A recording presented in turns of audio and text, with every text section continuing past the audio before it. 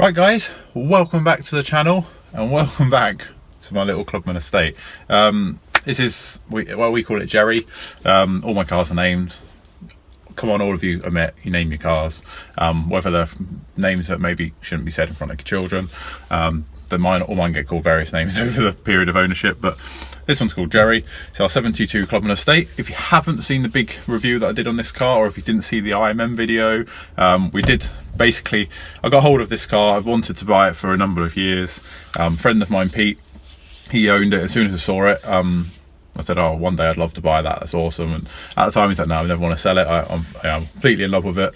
But he has a number of projects and I got the chance to buy it. So that's the little bit of history. I had an orange Clubman Estate before, and I've actually got photos 4 or 5 years ago of them parked next to each other and stuff when I went from MOT and things like that. So I've known this car for a long time. I'm getting on for 2 years of ownership by the end of this year. So yeah, I'm so happy I've got it. I've always wanted an early estate. It's a love-hate thing. You either hate the way it looks or you love it, and it's sort of my favourite at the moment. I just love how it's so untouched and it is what it is. I really like patina cars, so I don't know why I've not owned a Volkswagen really, because that's the biggest scene for that. But yeah, we've got a number of jobs to do on this car. First off, it's had an electric fuel pump fitted to it at some point. It's not factory. I don't actually like it. It's something that I've always sort of got, oh, I don't really want to have to keep it on the car. It's not period correct. A number of people have commented on that big video I did of the car about it not being period correct, and there's a few things on the bonnet that aren't correct anyway. Number one being I've put a bigger carburetor on it, HS4. It's got a different air filter on it. That is purely for drivability. I used the car, I wanted it to be a bit more peppy and a bit, get up and go. And I did when I got the car, going back to the fuel pump, I got a brand new mechanical one. Thought, right, let's get this fitted. This is silly. I shouldn't be having an electric pump on this. And I don't know if the cam lobe's worn or one of the followers has moved or whatever. It's not picking up on it. It refused to pick up fuel on a mechanical pump. Maybe that's why it was changed to the electric one at some point in its life. Now, when Pete had the car, it had a big old Smith's electric one stuck up on the bulkhead, which obviously worked fine. But then just before he sold the car to me, it packed up. So there's an aftermarket one on there now. Don't get me wrong, it gets the car down the road. I'm not complaining in that respect, but it's one thing that's always bugged me on the car, because it's put where the washer bottle should be. The washer bottle's been moved to the inner wing. So it's just things like that. Yeah, I'm not trying to be a purist in that respect, but it's just not right. It shouldn't have it. So that is something I do want to sort out. But for now, I've had to go back with the electric one. They are very cheap. So if the car does minimal mileage now. Like I mentioned at the beginning, I took this car to IMM. When I got the car, that was my sole goal for it. As soon as Pete said, yes, you can come buy it, I straight away wanted to put a deal together with him. And the thing I had in the back of my head is I want to get a Clubman to Clubman 50. And that is what I did. That was one of my proud moments for last year. It was an achievement that was really hard to achieve at the time, because I had no time, no money. I obviously got the car, and it started running on 2 cylinders. We had loads of issues with running of it, loads of issues with charging on it. So the head was completely rebuilt, converted to unleaded while we're at it. So that's completely sorted that issue in that respect. It runs. It's a little sewing machine really. It runs quite well for what it is. It's a little 998 being an early one. And the other issue we had was charging. A massive shout out and thanks to our mate Tony, who came around and helped with that. We couldn't get it to run at all with the dynamo and the volt regulator. It just wouldn't charge. It refused to. Whether there's something wrong with the electric somewhere in the car, we couldn't work it out anyway. We managed to get everything working, but it just would not charge. So it's actually running an alternator, again not period correct. And yes, you can buy a dynamator, which is a dynamo body with an alternator inside. I just couldn't, at the time, couldn't afford it. So I had an alternator lying around. All I needed was a bracket. So that's on there now, and I'm not touching it now because it's working fine. Touch some old woodworm. Yeah, so it's working fine. So the aim of this video is I've got to replace the fuel pump. I'm still waiting for that now, but I will include it in this video. But for now, I started the car up the other day. She was, I say he was ticking over fine. I'm like, oh, that's fine. I smelled fuel. So that's when I noticed the fuel pump was leaking. It's just weeping out the bottom of the seal. So there's no point. It's just get a new one. I think it cost me less than £10 to get. I also heard a rattle from the back. I was like, that's not right. That wasn't there before. Stuck my head underneath, and the big chocolate block mount for the exhaust is snapped off completely. Not sure how it's happened. The car's not particularly low. I haven't caught anything, but it's happened, and nonetheless it needs sorting. So that's going to be the first point of call, and we're going with that. I do often forget how much this looks cool. Yeah, so like I say, in that video we did all the wood, or I say we, my other half did the wood for us, so it's actually got a wood effect grain to it, but it's all paint, so if people want to know about that then let me know, but it's not, again, correct, but it didn't have any wood, and the one thing I loved about it was the wood effect. Inside, it's pretty standard.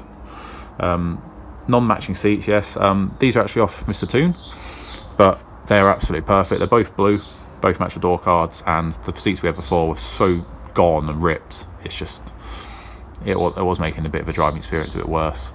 I touched some woodworm, that's what I meant. I've got the wood dash, but please go check out the full video on this car. There's a whole walk around and a review on it.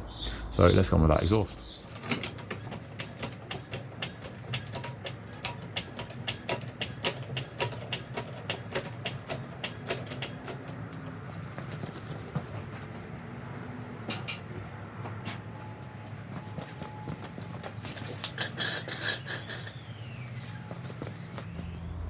Right, so this is the replacement part, like I say. I've had it sat about for a while. I put it on in a box of the Budget Clubman, but let's get it fitted. So where iron snapped is basically where that metal is. On the frame of it, it's completely come off and just fallen off, due to age probably, and obviously it gets hot and cold, and it breaks down. So let's get the spanners out and let's get cracking.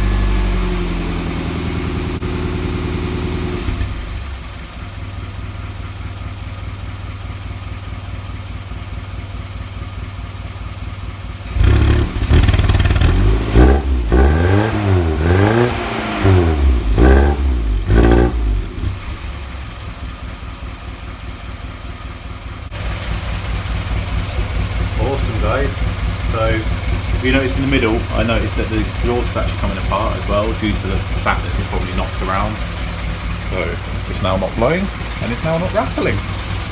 So there she is, little sewing machine, blowing away. There is one thing though guys that's probably not showing anyone. You might have just seen it there in the shop.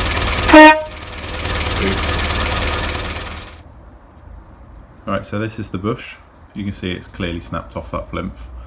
That should sort of be, I'm going to do this one-handed.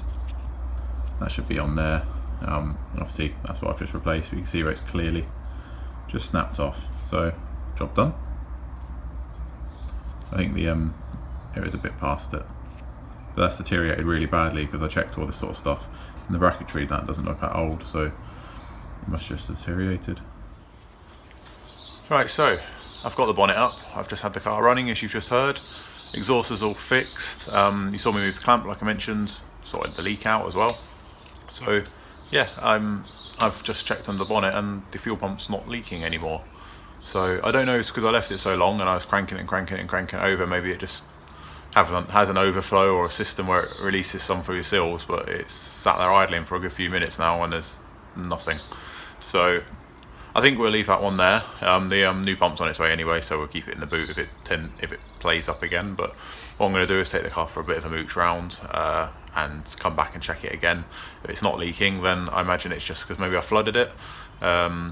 Yeah, it's probably a little bit too powerful for the car as well, which probably hasn't helped the situation. So, like I say, I spoke to James about it as well, and it's something we actually want to investigate a bit more, maybe this year or over the winter. I've got a few plans for it over the winter. I want to tidy it up a little bit more underneath. I want to sort out these back doors. As much as it looks so good, they're actually quite rotten and quite bad now. So there's a few things to do, but what we did think about is maybe pulling all the auxiliaries off the car, giving it a good overhaul really, doing a few of the gaskets, but also maybe pulling the cam out and seeing why it isn't picking up on a mechanical pump. So I'm not going to stress too much over that. As long as the car's running and it's not leaking fuel, that's a big safety thing. We'll leave it at that. So it's a quick video, bring you guys into the loop again. The estate's still there. You obviously see it in the background every now and then, but it's still there, still very much loved, and I've just fixed a little fault that I noticed the other day. So one of those things, not using the car, I'm falling quite guilty for that at the moment, because I've just got so much on. I'm trying to get the Clubman done, I'm trying to get back onto the 89, and obviously we've had the Cooper up here. I've just really not touched it, and I feel guilty as hell for that. So it's not a good thing, but it's perishables is what I'm trying to get at, and if you don't use the car, it's just as bad as I just don't understand why people buy cars and just not use them. So I appreciate don't use them that much, don't use them daily if they're not your daily car, but they still need to at least run around the block. They still need to go out and do a few of your errands that you normally do in your daily car, but in your classic, and that's basically what this gets used for. So now that's fixed and we've got no exhaust rattle. I've moved the clamper away so we can't catch any speed bumps. Yeah, let's go out on a bit of a mooch in it in a bit, and obviously I'll report back to you if there's any issues. But yeah, it's a quick video on this car, and yeah, if you want to see more on it, let us know. If you would be interested in seeing us pull the cam and maybe have a quick look, or if anyone has an idea of why it's not picking up on a mechanical pump, yeah, it's a bit weird. I don't really know why it's doing that. So like I said, we think it could either be a worn lobe or maybe a follower's not dropping or moving, or we're not sure. Looking on forums, that's sort of the only two options we've got. The car's done a genuine 84,000, and yeah, it's a bit weird. So something that's the biggest thing I want to sort on the car. But if you haven't already, hit the subscribe button. Obviously we've got a budget Clubman, we've got the 89, the Cooper is pretty much done and that'll be on its way soon, and we have got some other stuff coming on its way very soon for you. So yeah, if you haven't already, hit that subscribe button, ring that bell in the corner as well, because then you'll get notified when we put up a video. But other than that, it's gonna cup of tea time, and I'm gonna go in and tick off another job off my list basically. So catch you next one guys, and stay safe.